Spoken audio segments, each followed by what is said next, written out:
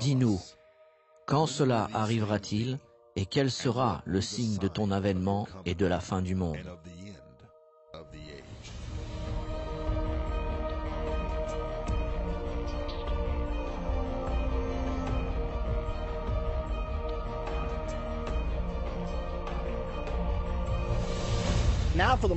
Aujourd'hui, nous allons parler de la leçon la plus importante de notre série Comprendre la fin des temps. Nous allons étudier le royaume de Dieu. La plupart des gens, même les chrétiens, ne comprennent pas vraiment ce qu'est le royaume de Dieu. Donc, que voulons-nous dire par le royaume de Dieu? Et que devons-nous faire pour être inclus dans le royaume de Dieu? Regardons Zacharie 14 au verset 9. Le livre de Zacharie au chapitre 14 est consacré à la bataille d'Armageddon. C'est à Armageddon que Jésus reviendra sur terre pour combattre les armées du système du gouvernement mondial dirigé par l'Antichrist. Et c'est aussi où Jésus-Christ établira son royaume. Zacharie 14, 9 nous le dit de cette façon. L'Éternel sera roi de toute la terre. En ce jour-là, l'Éternel sera le seul Éternel et son nom sera le seul nom. Une autre description du royaume de Dieu se trouve dans Daniel 2 au verset 44 et il nous est dit « Dans le temps de ces rois », parlant des 10 rois symbolisés par les 10 orteils de l'image de Nebuchadnezzar. Dans le temps de ces rois, le Dieu des cieux suscitera un royaume qui ne sera jamais détruit et qui ne passera point sous la domination d'un autre peuple. Il brisera et détruira tous ces royaumes et lui-même subsistera éternellement. Voici juste quelques écritures qui parlent du royaume de Dieu. Un exemple dans le Nouveau Testament est Apocalypse 11 au verset 15. Il nous parle du retentissement de la 7e trompette. Le 7e ange sonna de la trompette et il y eut dans le ciel des fortes voix qui disaient « Le royaume du monde est remis à notre Seigneur et à son Christ, et il régnera au siècle des siècles. » Donc lorsque Jésus reviendra sur cette terre et établira son royaume, c'est à cela que nous faisons référence quand nous parlons du royaume de Dieu. Maintenant examinons ce que nous appelons l'évangile du royaume. Tous ceux qui ont été envoyés par Dieu ont été envoyés pour prêcher l'évangile du royaume. Examinons donc quelques exemples de ceux qui ont prêché l'évangile du royaume afin de mieux comprendre. Nous savons ce qu'est le royaume de Dieu, mais comment prêcher l'évangile du royaume? Matthieu 3, 1 à 2 nous parle de Jean-Baptiste. En ce temps-là, parut Jean-Baptiste, prêchant dans le désert de Judée. Et il disait, « Repentez-vous, car le royaume des cieux est proche. » Maintenant, il dit le royaume des cieux. Dans le livre de Luc, ils emploient le terme royaume de Dieu. Or, ces termes sont synonymes, ils indiquent la même chose. Donc Jean-Baptiste prêchait l'évangile du royaume. Et quand Jésus est venu, il a prêché l'évangile du royaume dans Matthieu 4, verset 23. Jésus parcourait toute la Galilée, enseignant dans les synagogues, prêchant la bonne nouvelle du royaume et guérissant toute maladie et toute infirmité parmi le peuple. Que disait-il donc quand il prêchait l'évangile du royaume? Nous voyons ici que lorsque Jésus envoie ses disciples pour prêcher, il leur a dit clairement de prêcher l'évangile du royaume. Ceci se trouve dans Luc 9, 2. Il les envoya prêcher le royaume de Dieu et guérir les malades. Donc, que disons-nous quand nous prêchons l'évangile du royaume? Nous parlons aux gens du royaume que Jésus va établir sur terre. Puis nous leur expliquons ce qu'ils doivent faire pour faire partie du futur royaume de Dieu. Et nous espérons faire de même aujourd'hui.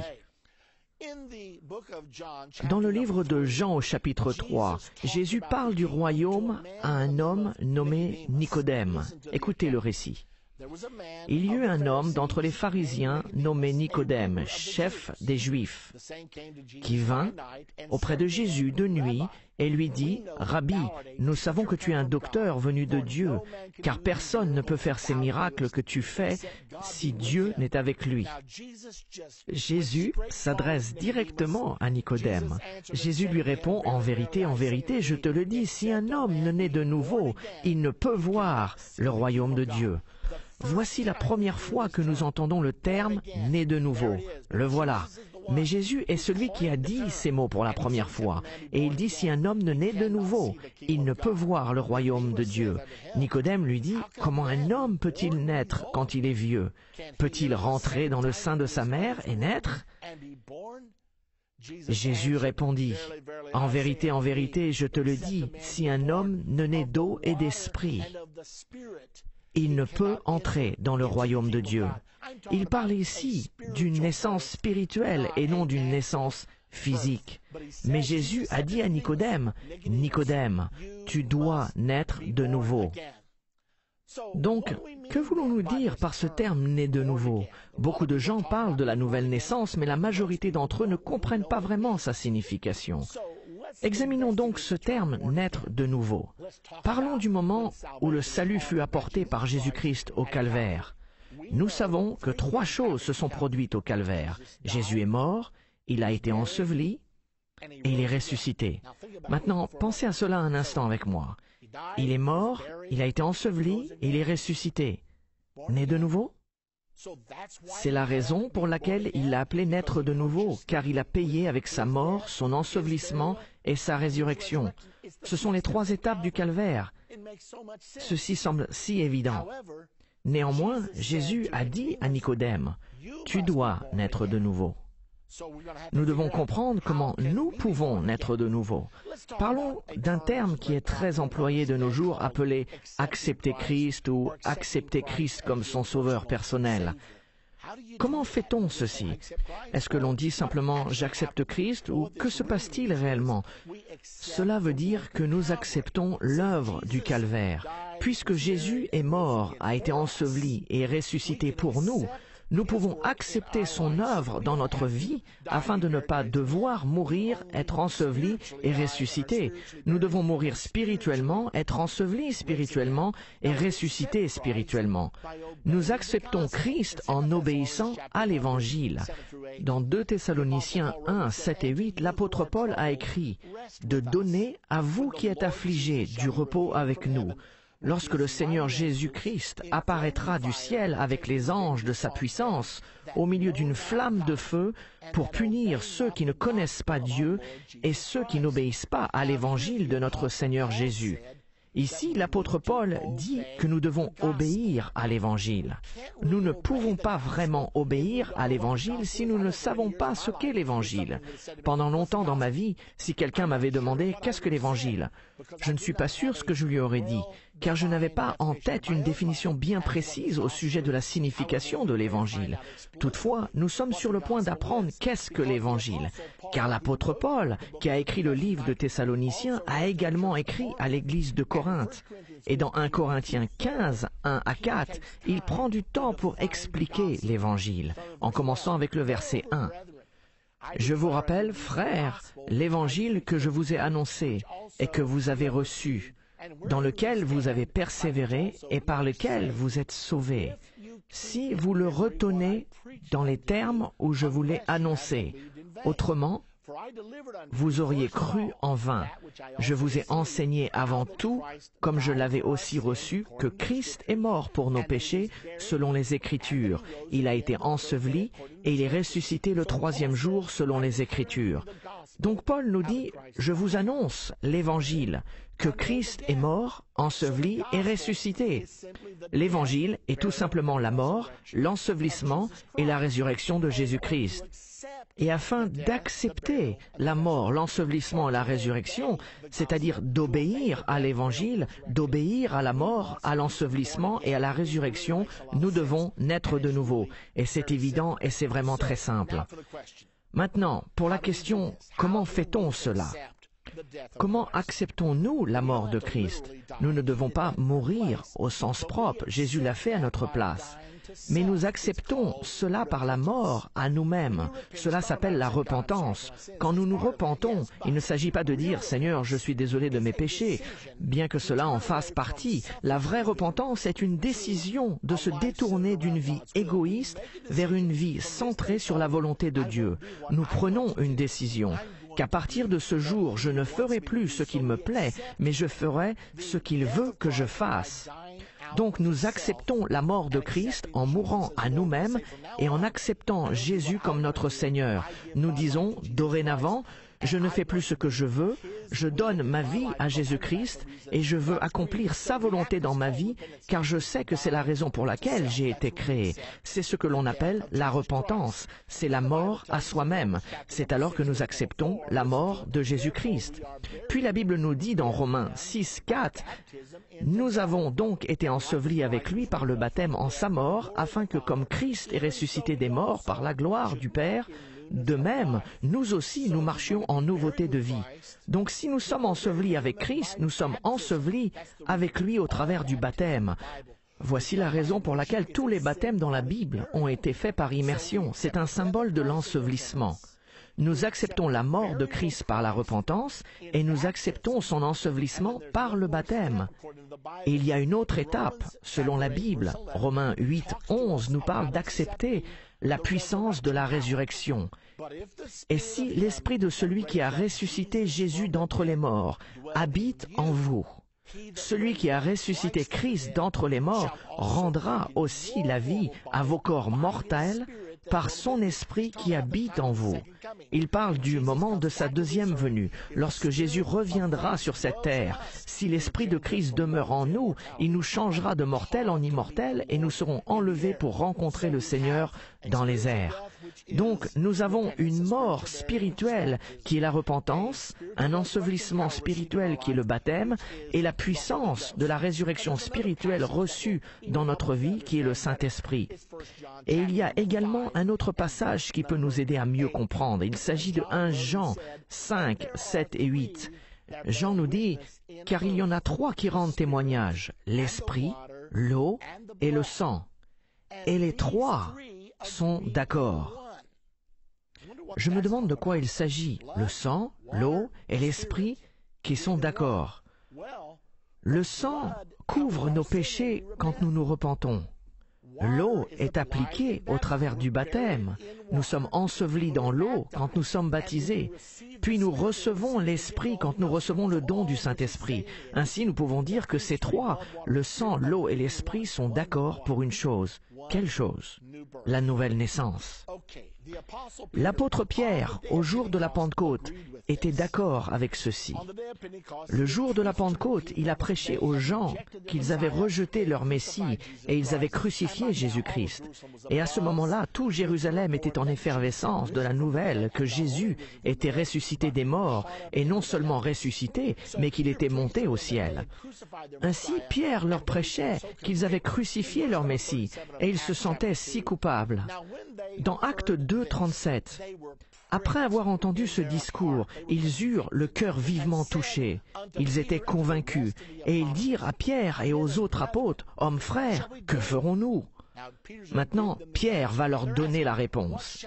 Il demande, « Que devons-nous faire pour être sauvés? Comment pouvons-nous rectifier cette terrible erreur » Le verset 38, Pierre leur dit, « Repentez-vous, et que chacun de vous soit baptisé au nom de Jésus-Christ pour le pardon de vos péchés, et vous recevrez le don du Saint-Esprit. » Qu'a donc fait Pierre? Il prêchait l'évangile du royaume, il prêchait la mort, l'ensevelissement et la résurrection. Il prêchait les 3 étapes de la nouvelle naissance: mourir, être enseveli et ressusciter. La mort spirituelle, c'est la repentance, l'ensevelissement spirituel, c'est le baptême, et la résurrection spirituelle, c'est lorsque nous sommes remplis du Saint-Esprit. Donc quand les gens ont dit « Que devons-nous faire ?» Pierre leur a dit la même chose que Jésus a dit à Nicodème, « Tu dois naître de nouveau. » Maintenant, afin de bien comprendre ces choses, il serait bon d'avoir une illustration. Avez-vous déjà essayé d'assembler quelque chose? Vous avez le mode d'emploi, mais il est bien plus facile d'avoir les images qui nous indiquent ce que nous devons faire. Et c'est ce que nous allons faire maintenant. Nous allons regarder les récits des conversions dans le livre des Actes. Le livre des Actes, c'est les Actes des Apôtres. Il s'agit de l'histoire de l'établissement de l'Église du Nouveau Testament après le départ de Jésus et de la façon dont les apôtres appliquaient les enseignements de Jésus dans leur vie quotidienne. Nous allons maintenant examiner 4 principaux récits de conversion dans la Bible. En fait, nous avons déjà vu le premier récit dans Acte 2, au jour de la Pentecôte, quand Pierre prêcha le premier sermon et prêcha qu'il devait naître de nouveau.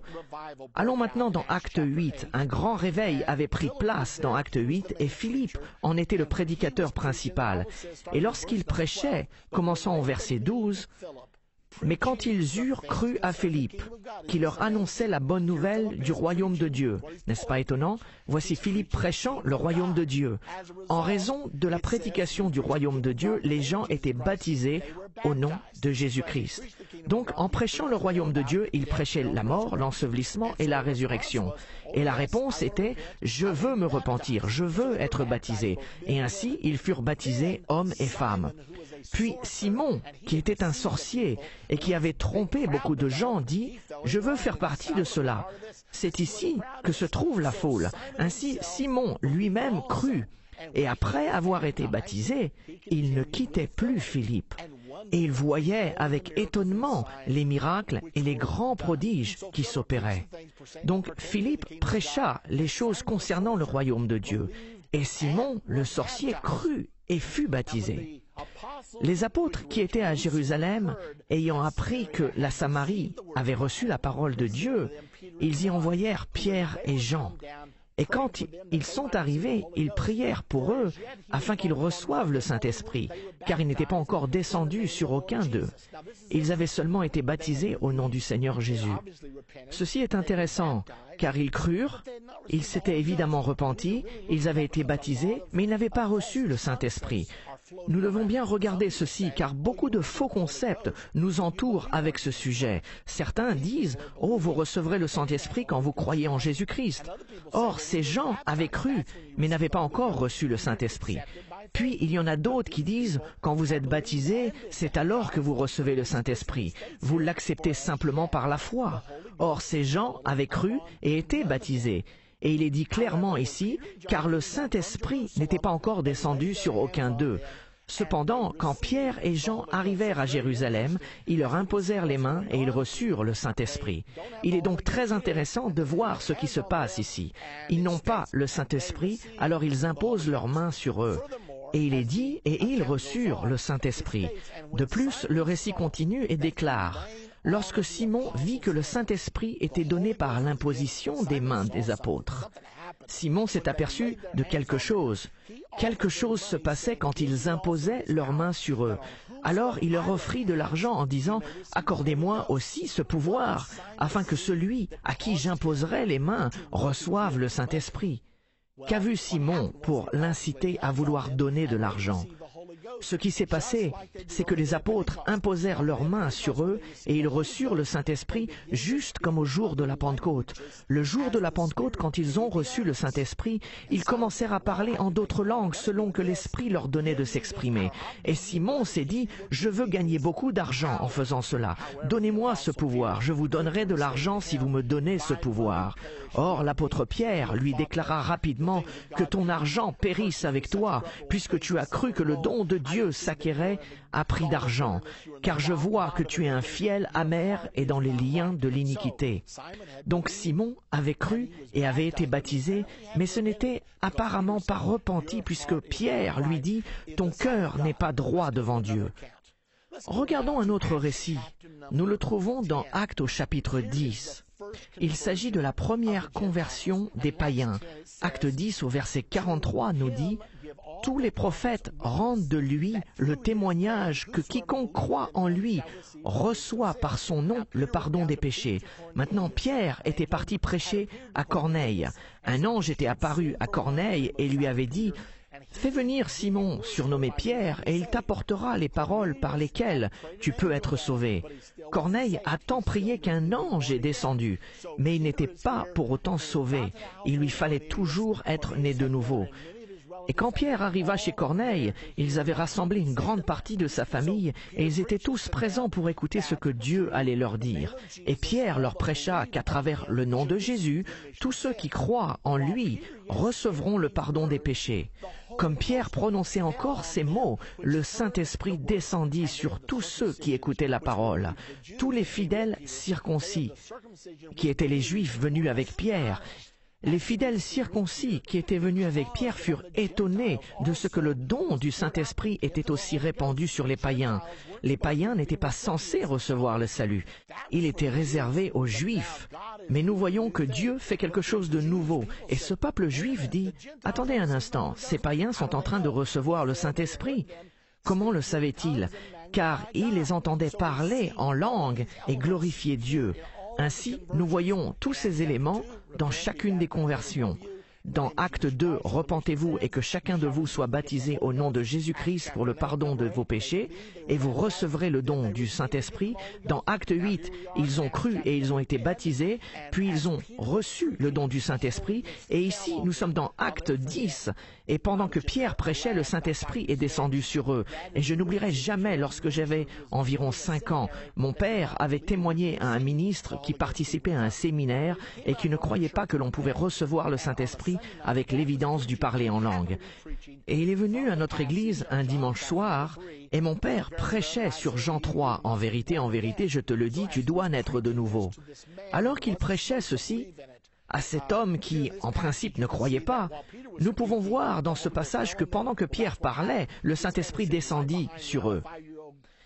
Eh bien, c'est ce qui s'est produit. Cet homme était assis derrière moi, j'étais un enfant de 5 ans au premier rang, et alors que mon père prêchait, le Saint-Esprit est descendu sur cet homme.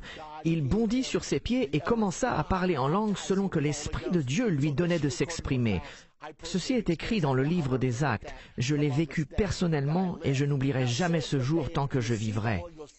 Il est dit qu'ils ont reçu le Saint-Esprit car ils entendaient parler en langue. Alors, que faisons-nous? Pierre a répondu, « Peut-on refuser l'eau du baptême à ceux qui ont reçu le Saint-Esprit aussi bien que nous ?» Puis il leur ordonna de se faire baptiser au nom du Seigneur. Il ne leur a pas dit, « Vous avez déjà reçu le Saint-Esprit, donc il n'est pas nécessaire de vous faire baptiser. Ce n'est pas important. » Mais il leur a dit, « Il y en a 3 qui rendent témoignage sur terre, le sang, l'eau et l'Esprit, et ces 3 sont d'accord. » Ils sont d'accord sur la nouvelle naissance, vous devez naître d'eau et d'esprit. Ainsi, l'apôtre Pierre leur ordonna de se faire baptiser au nom du Seigneur Jésus-Christ. Le dernier récit que nous allons regarder se trouve dans Acte 19. Pendant qu'Apollos était à Corinthe, Paul, après avoir parcouru les hautes provinces de l'Asie, arriva à Éphèse. Ayant rencontré quelques disciples, il leur dit, « Avez-vous reçu le Saint-Esprit quand vous avez cru ?» Ils lui répondirent, « Nous n'avons même pas entendu qu'il y ait un Saint-Esprit. » L'apôtre Paul dit, « Avez-vous reçu le Saint-Esprit depuis que vous avez cru ?» Ils étaient croyants, mais ils n'avaient pas reçu le Saint-Esprit. Ils dirent, « Nous ne savons même pas qu'il y ait une telle chose. » L'apôtre Paul pensa, « Si vous ne savez pas qu'il existe une chose telle que le Saint-Esprit, vous ne connaissez sans doute pas le bon baptême. » Et Paul leur dit, « De quel baptême avez-vous été baptisés ?» Et ils dirent, « Du baptême de Jean. » Remarquez ce qui est prêché dans chacun de ces récits. Il prêchait la repentance, il croyait, il prêchait le baptême, il prêchait le Saint-Esprit.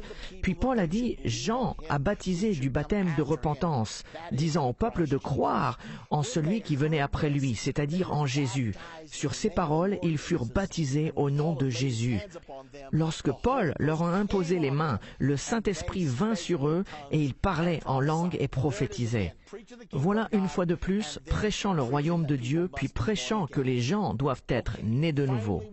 Donc finalement, nous avons le plan du salut. La chose intéressante est que Satan essaye toujours d'imiter le plan du salut. J'appelle le plan de Satan le plan de la damnation. La première étape du salut est d'adorer Jésus en tant que Seigneur.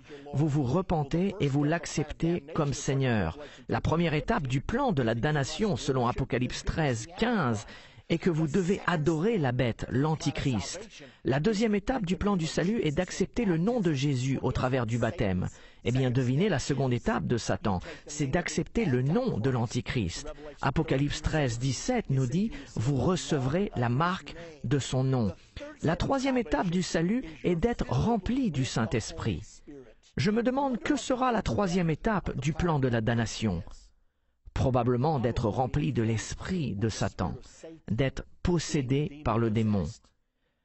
La chose la plus importante que je puisse vous dire, c'est de vous assurer d'être né de nouveau et de ne jamais avoir affaire à la marque de la bête et de ne prêter aucun serment au système du gouvernement mondial et à aucune personne. Assurez-vous que votre serment soit à Jésus-Christ et à lui seul. Maintenant, lorsqu'une personne est née de nouveau, elle devient une participante du royaume de Dieu. Dans notre prochaine partie de comprendre la fin des temps, nous verrons ce que signifie être dans le royaume de Dieu en ce moment et comment sera le règne des 1000 ans de Jésus-Christ sur la terre. Ce sera une leçon merveilleuse, le millénaire, le lion qui se couche avec l'agneau, et il y aura la paix sur terre et la bienveillance envers les hommes. Pas une seule guerre pendant 1000 ans. Je veux être là et j'en suis sûr qu'il en est de même pour vous.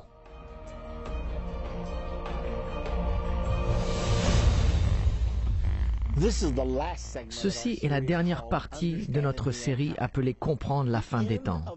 La fin de l'ère du gouvernement humain et le commencement du royaume de Dieu auront lieu à la bataille d'Armageddon. Examinons le récit biblique le plus détaillé d'Armageddon. Il se trouve dans le chapitre 16 d'Apocalypse, au verset 12 à 16. Le 6e versa sa coupe sur le grand fleuve, l'Euphrate, et son eau tarit pour préparer la voie aux rois qui viennent de l'Orient. Je vis sortir de la gueule du dragon, de la gueule de la bête, et de la bouche du faux prophète, 3 esprits impurs semblables à des grenouilles. Car ce sont des esprits de démons qui font des prodiges et qui vont vers les rois de toute la terre afin de les rassembler pour le combat du grand jour du Dieu Tout-Puissant. Maintenant, remarquez 2 choses. Premièrement, l'Euphrate sera desséché lorsque la 6e coupe sera versée. Cela facilitera ainsi l'invasion d'Israël par les rois de l'Est. Le fait que l'Euphrate soit desséché est une très grande prophétie, car l'Euphrate est la source d'eau principale du Moyen-Orient. Le 13 janvier 1990, l'Indianapolis Star a publié ce titre « La Turquie va interrompre le flot de l'Euphrate pendant 1 mois ». Ce qui s'est passé, c'est que la Turquie avait construit le grand barrage d'Atatürk et il leur fallait remplir leurs réservoirs. Quand le barrage a été achevé, le flot de l'Euphrate a été interrompu pendant 30 jours. Qu'est-ce que cela veut dire? Cela veut dire que cette prophétie âgée de 2000 ans ne peut être réalisée qu'à partir de 1990. À l'heure où je vous parle, la Turquie a le moyen de lever ce barrage et d'arrêter le flot de l'Euphrate. La Bible prédit que l'Euphrate sera desséché pour permettre aux rois de l'Est d'envahir Israël. Ce passage indique également qu'il y aura 3 esprits semblables à des grenouilles sortant de la bouche du dragon, de la bête et du faux prophète. Et ce sont des esprits de démons rassemblant les rois de la terre pour attaquer Israël à la bataille d'Armageddon. La prophétie continue au verset 15. Je l'appelle l'avertissement de la dernière minute. Voici, je viens comme un voleur. Heureux celui qui veille et qui garde ses vêtements, afin qu'il ne marche pas nu et qu'on ne voit pas sa honte. Donc, Dieu est en train de nous dire, je vais revenir, tenez-vous prêts. Ne vous souillez pas, ne vous endormez pas dans ce moment critique. Puis le verset 16 nous dit, « Ils les rassemblèrent dans le lieu appelé en hébreu Armageddon ». Ce passage est le seul dans la Bible où le mot Armageddon est employé. Le terme Armageddon est dérivé de 2 mots, Ar, Megiddo, au mont du Megiddo. La ville de Megiddo est située sur la colline qui surplombe la plaine de Megiddo, aussi connue comme la vallée de Jezreel. Environ 11 km de large, 24 km de long, et c'est à cet endroit que la bataille d'Armageddon commencera, pour s'achever environ 250 km plus loin vers le sud au port de Jérusalem. Un autre récit d'Armageddon est donné dans Zacharie au chapitre 14, et il le raconte un peu différemment. « Je rassemblerai toutes les nations pour qu'elles attaquent Jérusalem. » Maintenant, rappelez-vous que dans Apocalypse, il est dit « Les esprits des démons rassembleront les nations pour le combat. » Ici, Dieu dit « Je le ferai ». S'agit-il d'une contradiction? Non. Dieu se sert de Satan pour ses propres desseins.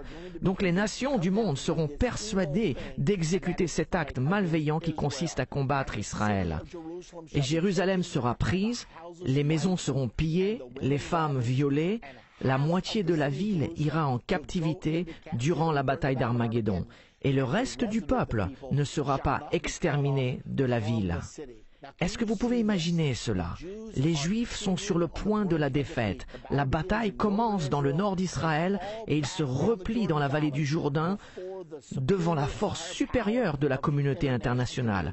Ce seront peut-être les armées de l'OTAN, ce seront peut-être les armées de la communauté mondiale. La façon exacte dont ces forces sera structurée, je ne peux pas vous la dire. Mais Israël se trouve maintenant au port de Jérusalem pour son dernier combat.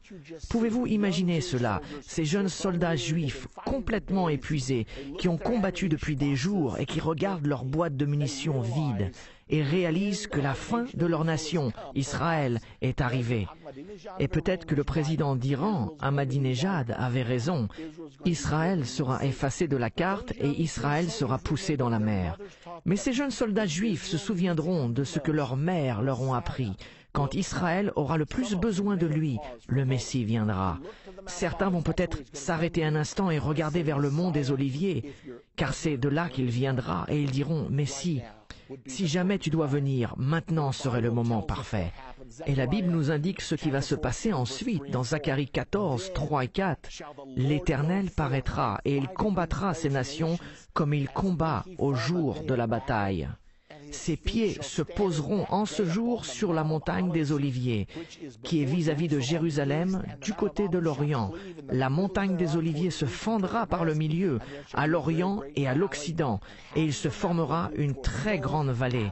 Une moitié de la montagne reculera vers le septentrion et une moitié vers le midi. La Bible dit également qu'un grand tremblement de terre va tuer 7000 personnes à Jérusalem en ce moment. Le peuple juif s'attend à ce que leur Messie arrive sur le mont des Oliviers. Je peux imaginer les soldats juifs et les autres juifs se ruer à la rencontre de leur Messie. Et nous trouvons ce récit dans Zacharie 13 au verset 6. Ils se précipiteront pour rencontrer leur Messie. Les armes deviendront silencieuses. L'armée internationale sera stupéfaite par la scène qui se déroulera sous ses yeux. La venue de Jésus-Christ du ciel avec ses armées.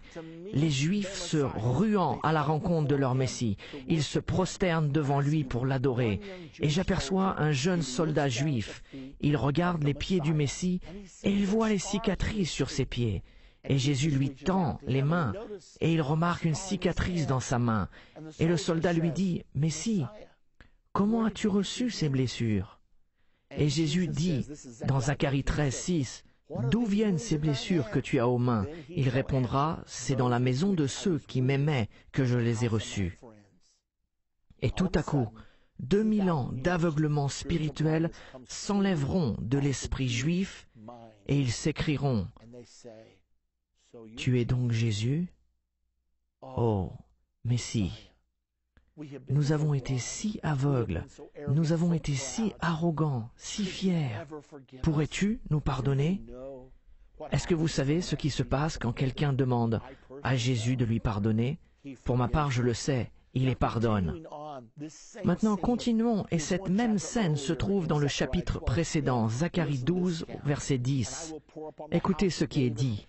« Alors je répandrai sur la maison de David et sur les habitants de Jérusalem un esprit de grâce et de supplication, et ils tourneront les regards vers moi, celui qu'ils ont percé, qu'ils ont crucifié, et ils pleureront amèrement sur lui comme on pleure sur un premier-né. » Donc les Juifs pleureront à cause de leur rejet de leur Messie. Et c'est alors que que le millénaire commencera, les 1000 ans de paix. Daniel en a parlé dans Daniel 7 au verset 9. Je regardais pendant que l'on plaçait des trônes, et l'ancien des jours s'assit. Les trônes des gouvernements humains seront mis de côté. Tous les gouvernements seront suspendus et Jésus sera couronné roi des rois et seigneur des seigneurs. Daniel 7, 27 nous en dit un peu plus. Le règne, la domination et la grandeur de tous les royaumes qui sont sous les cieux seront donnés au peuple des saints du Très-Haut. Son règne est un règne éternel et tous les dominateurs le serviront et lui obéiront. Ainsi, le royaume sera donné aux saints, ceux qui sont nés de nouveau et qui ont été enlevés pour rencontrer le Seigneur dans les airs. Ils vont gouverner et régner comme rois et sacrificateurs avec Jésus-Christ. Et dans Apocalypse 5, 9 et 10, il nous est dit que ces gens, les rachetés, se réjouissent en disant « Tu as racheté pour Dieu, par ton sang, des hommes de toute tribu, de toute langue, de tout peuple et de toute nation. Tu as fait d'eux un royaume et des sacrificateurs pour notre Dieu, et ils régneront sur la terre. » La Bible dit que les humbles posséderont le pays. Savez-vous que nous sommes en formation en ce moment pour régner? C'est ce que signifie être un chrétien. Nous sommes enseignés à aimer ceux qui nous haïssent et faire du bien à ceux qui nous maltraitent. C'est la loi, ce sont les principes qui dirigeront le monde durant les 1000 ans de paix. C'est pour cela qu'il y aura la paix sur terre, de la bienveillance envers les hommes. Zacharie 14, 9 nous dit « L'Éternel sera roi de toute la terre. » En ce jour-là, l'Éternel sera le seul Éternel, et son nom sera le seul nom. Dieu ne sera pas appelé de différents noms. Ce ne sera pas Brahma ou Allah ou Jéhovah. Non, il y aura un seul Seigneur, un seul nom, l'Éternel, Jésus-Christ, Roi des rois et Seigneur des seigneurs. Et je suis sûr que vous vous demandez, qu'est-ce qui va se passer avec Israël? Romains 11, 25-26 nous le dit. L'apôtre Paul a dit « Car je ne veux pas, frères, que vous ignorez ce mystère, afin que vous ne vous regardiez point comme sages. Une partie d'Israël est tombée dans l'endurcissement, jusqu'à ce que la totalité des païens soit entrée. Et ainsi, tout Israël sera sauvé. Comme il est écrit, le libérateur viendra de Sion, et il détournera de Jacob les impiétés. » Ainsi, la partie d'Israël qui aura survécu à la grande tribulation, à la colère de Dieu et à la bataille d'Armageddon sera sauvée. Cependant, la mauvaise nouvelle est que 2/3 d'entre eux seront détruits. La dernière partie de Zacharie 13 nous le dit. Mais le tiers qui aura survécu sera sauvé, pour vivre dans le millénaire sous le règne de Jésus-Christ et son Église. La Bible nous le dit également dans Matthieu 19, 27. Ceci est très intéressant. Pierre, prenant alors la parole, lui dit « Voici, nous avons tout quitté, et nous t'avons suivi. Qu'en sera-t-il pour nous ?» Jésus leur répondit, à Pierre et aux apôtres, « Je vous le dis en vérité, quand le Fils de l'homme, au renouvellement de toutes choses, sera assis sur le trône de sa gloire, vous qui m'avez suivi, vous serez de même assis sur 12 trônes et vous jugerez les 12 tribus d'Israël. » Ce sera très intéressant de voir les apôtres sur ces 12 trônes jugeant les 12 tribus d'Israël pendant le millénaire. Ésaïe 2, au verset 2 à 3, nous dit « Il arrivera dans la suite des temps que la montagne de la maison de l'Éternel sera fondée sur le sommet des montagnes. » Nous parlons ici du quartier général du Seigneur pendant le millénaire. Qu'elle s'élèvera par-dessus les collines et que toutes les nations y afflueront. Des peuples s'y rendront en foule et diront « Venez et montons à la montagne de l'Éternel, à la maison du Dieu de Jacob, afin qu'il nous enseigne ses voies et que nous marchions dans ses sentiers.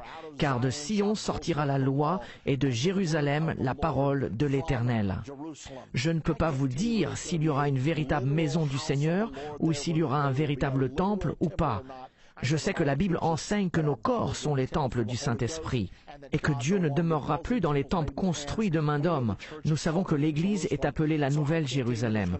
Donc je ne peux pas vous dire si ce sera un véritable temple ou un temple spirituel. Cela n'est pas important. Tout ce que je sais, c'est que je veux participer à ce que Dieu fera à ce moment-là. Dans Ésaïe 2, 4, il continue en disant « Il sera le juge des nations, Jésus-Christ, l'arbitre d'un grand nombre de peuples.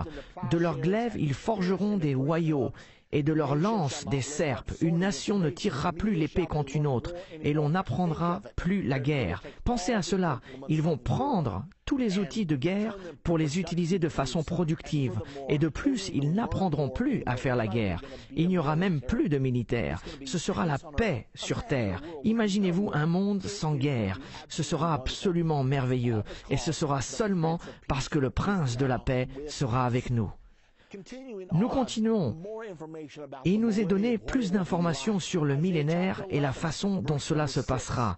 Dans Ésaïe 11:6, le loup habitera avec l'agneau, et la panthère se couchera avec le chevreau. Le veau et le lionceau et le bétail qu'on engraisse seront ensemble, et un petit enfant les conduira. Même les animaux ne s'entretueront plus. Pensez un instant, un loup et un agneau se couchant ensemble, une paix parfaite, sans crainte, et un petit enfant menant les lions et les léopards. Ce sera vraiment une scène étonnante et merveilleuse. Nous continuons avec Ésaïe 11, verset 7. « La vache et l'ours auront un même pâturage, leurs petits un même gîte, le lion comme le bœuf mangeront de la paille, les lions ne mangeront plus les cerfs, ils ne mangeront plus les lièvres, plus personne ne courra effrayé pour sauver sa vie, et le nourrisson s'ébattra sur l'antre de la vipère, et l'enfant sevré mettra sa main dans la caverne du basilic. Vous n'aurez plus à vous inquiéter des serpents et des vipères. Tout ceci sera du passé.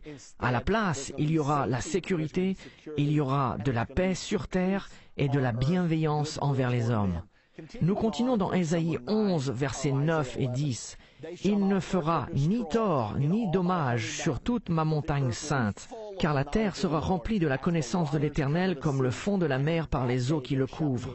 En ce jour-là, le rejeton d'Isaïe sera là, en parlant de Jésus, comme une bannière pour le peuple. Les nations se tourneront vers lui, et la gloire sera sa demeure. » Ainsi, la terre sera remplie de la connaissance du Seigneur. Qu'est-ce que la connaissance du Seigneur? Il s'agit de sa nature. Ce sera aimer vos ennemis, faites du bien à ceux qui vous maltraitent. Tels seront les principes qui gouverneront le monde entier du royaume de Dieu à venir. La terre sera en paix, et la paix de Dieu, selon la Bible, sera glorieuse. Nous nous posons donc cette question, qui sera sur la terre durant le royaume de Dieu? Il y a une réponse qui se trouve dans la Bible. Dans Daniel au chapitre 7, souvenez-vous qu'il s'agit de la prophétie sur les nations qui seront sur terre au moment de la seconde venue. Dans Daniel 7 au verset 11, il nous est dit « Et tandis que je regardais, l'animal fut tué et son corps fut détruit, livré au feu pour être brûlé. » Puis il dit « Les autres animaux ». Souvenez-vous que les animaux symbolisent des nations. Quant au reste des nations, leur domination fut enlevée. Elles ne furent plus autorisées à gouverner par elles-mêmes. Cependant, leur vie continue dans le millénaire, sous le règne de Jésus et de son Église, pour une saison et un temps. Ainsi, la Grande-Bretagne, les États-Unis, 1/6 de la Russie, ainsi que les autres nations mentionnées dans Daniel 7, vivront dans le millénaire. Pourquoi est-ce que je dis 1/6 de la Russie? Parce que dans Ézéchiel 39, il nous est dit que 5/6 de la Russie seront détruits.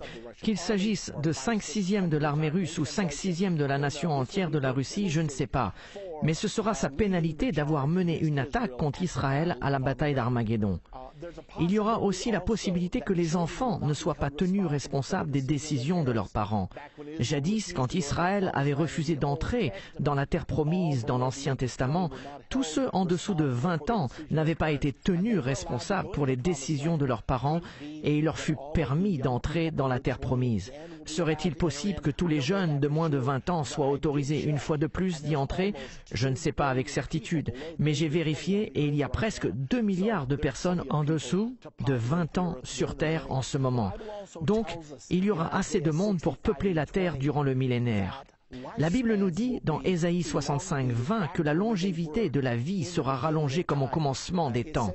Et il est dit dans Ésaïe 65, 20, « Car celui qui mourra à 100 ans sera jeune. » Pouvez-vous imaginer aller à des obsèques, car il y aura des obsèques pendant le millénaire, il y aura toujours des mortels sur terre. Pouvez-vous donc imaginer allant aux obsèques et dire « Quel âge avait-il? Oh, il avait 100 ans. Oh, c'était juste un enfant. Il était si jeune. » Car les gens vivront de nouveau une longue vie. Souvenez-vous que Méthusela a vécu 969 ans. et Adam environ 900 ans, et ce sera ainsi durant le millénaire du règne de Jésus-Christ. Et il y a une autre chose à laquelle j'aime penser. La Bible nous enseigne que Satan sera lié durant la totalité des 1000 ans. Pouvez-vous imaginer un monde sans le diable? Ce sera des moments merveilleux. La majorité des gens aujourd'hui servent Satan car il est le Dieu de cette ère. Mais quand il sera lié, la majorité des gens serviront Dieu à la place. Ce sera donc un temps merveilleux durant le millénaire. Mais que se passera-t-il après les 1000 ans de paix? Apocalypse 20, versets 7 et 8 nous le dit. Quand les 1000 ans seront accomplis, Satan sera relâché de sa prison et il sortira pour séduire les nations qui sont aux quatre coins de la terre, Gog et Magog, afin de les rassembler pour la guerre. Leur nombre est comme le sable de la mer. Ainsi, Satan est libéré. Il sort une fois de plus pour répandre sa séduction. Et il va pouvoir, une fois de plus, séduire les nations, Gog et Magog, se référant en particulier à la Russie, encore une fois. Et la Bible nous dit qu'il va les persuader d'attaquer Jésus-Christ à Jérusalem. Pourquoi Dieu relâche-t-il donc Satan? Tant de gens m'ont posé cette question. Pourquoi Dieu ferait-il une telle chose? La seule réponse que je peux donner, c'est qu'avant de culminer toute chose, il veut que ceux qui vivront durant le millénaire aient la liberté de choisir entre lui et Satan. Car s'il amène les gens dans l'éternité pour avoir la vie éternelle, il veut s'assurer qu'ils l'ont choisi selon leur propre volonté. Je pense que c'est la raison pour laquelle cela va se passer de cette façon. Puis au chapitre 20 et au verset 9, quand les armées de Gog et Magog s'attaqueront à Jésus-Christ, la Bible nous dit « Ils montèrent à la surface de la terre et ils investirent le camp des saints et la ville bien-aimée, Jérusalem. Mais un feu descendit du ciel et les dévora. Dieu dira, c'en est assez, je n'en peux plus. Et les ennemis de Jésus-Christ seront consumés par le feu du ciel. La Bible dit au verset 10 du chapitre 20, « Et le diable qui les séduisait fut jeté dans les temps de feu et de soufre, où sont la bête et le faux prophète. Ils seront tourmentés jour et nuit au siècle des siècles. » Ainsi Satan va rejoindre l'Antichrist et le faux prophète. Rappelez-vous qu'ils ont été jetés dans les temps de feu 1000 ans auparavant. Et maintenant Satan va les rejoindre. Et la Bible dit ils seront tourmentés jour et nuit au siècle des siècles. Ensuite, la Bible nous dit au verset 11 et 12 au sujet du jugement du grand trône blanc. « Puis je vis un grand trône blanc, et celui qui était assis dessus. La terre et le ciel s'enfuirent devant sa face, et il ne fut plus trouvé de place pour eux. Et je vis les morts, les grands et les petits qui se tenaient devant le trône. Des livres furent ouverts, et un autre livre fut ouvert, celui qui est le livre de vie. Et les morts furent jugés selon leur œuvre, d'après ce qui est écrit dans ces livres. Tous ceux qui ne faisaient pas partie de l'enlèvement et qui n'ont pas reçu la vie éternelle vont paraître devant ce grand trône blanc du jugement. Et c'est là qu'ils seront jugés selon leurs œuvres. Je ne sais pas exactement comment ce jugement sera, mais je sais qu'il sera juste, car Dieu, qui est assis sur le trône et qui sait tout, prononcera le jugement parfait sur tout et décidera ainsi la destination éternelle de tout le monde à ce moment. Je suis ravi que ce ne soit pas mon travail, mais le sien. Et finalement, dans Apocalypse 20, 13, la mer rendit les morts qui étaient en elle. La mort et le séjour des morts rendirent les morts qui étaient en eux, et chacun fut jugé selon ses œuvres. Puis la mort et le séjour des morts furent jetés dans l'étang de feu. C'est la seconde mort, l'étang de feu. Quiconque ne fut pas trouvé écrit dans le livre de vie fut jeté dans l'étang de feu. Souvenez-vous dans Apocalypse 20, au verset 4 et 6, « Heureux et saints ceux qui ont part à la première résurrection. Ceux-là sont ceux qui ont été enlevés. La seconde mort n'a point de pouvoir sur eux. Cela va être si bien. Quoi que vous fassiez, soyez sûrs de vous trouver dans la première résurrection. Ainsi, vous ne devrez pas paraître devant le grand trône blanc du jugement. Tout cela aura déjà été établi. Vous aurez reçu la vie éternelle 1000 ans auparavant. » La Bible nous dit ce qui se passera après le jugement du grand trône blanc. Que se passe-t-il? Éphésiens 3 au verset 21 nous le dit. « À lui soit la gloire dans l'Église et en Jésus-Christ. » dans toutes les générations, au siècle des siècles. Qu'est-ce qui se trouve au-delà de l'existence humaine? Nous savons que lorsque le feu descendra du ciel, il consumera les mortels. Cela sera la fin de l'humanité telle que nous la connaissons. L'expérience humaine sera terminée. Le peuple de Dieu deviendra son épouse et gouvernera et régnera avec lui durant le millénaire. Mais pas seulement durant le millénaire, car Dieu a de grands projets. Nous ne connaissons pas tous ses plans, mais Dieu a des projets pour nous au-delà de notre connaissance. Un monde sans fin. Est-ce que Dieu aura d'autres créations? Qu'est-ce que nous allons faire? Je suis sûr qu'il y aura beaucoup de choses à faire. Je sais une chose, c'est que je veux en faire partie.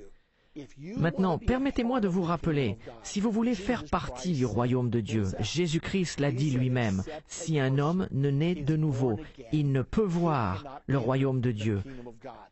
Quoi que vous fassiez à la suite de ces leçons, j'espère que vous veillerez à bien comprendre la nouvelle naissance, car c'est ce qu'il vous faut pour faire partie du royaume éternel. Et je vous encourage à acquérir cette série entière de 14 DVD, 28 parties en tout, afin de pouvoir les voir et les revoir, car ces choses sont sur le point d'arriver entre aujourd'hui et la seconde venue de Jésus-Christ. Elles vont affecter votre vie, elles vont affecter ma vie, elles vont affecter nos familles. Jésus-Christ revient bientôt. Quel privilège ce sera de faire partie de cette génération. La Bible dit, cette génération ne passera pas que tout cela n'arrive. Ce sera une chose merveilleuse pour tous ceux qui attendent le retour de Jésus-Christ sur cette terre en tant que roi des rois et Seigneur des seigneurs.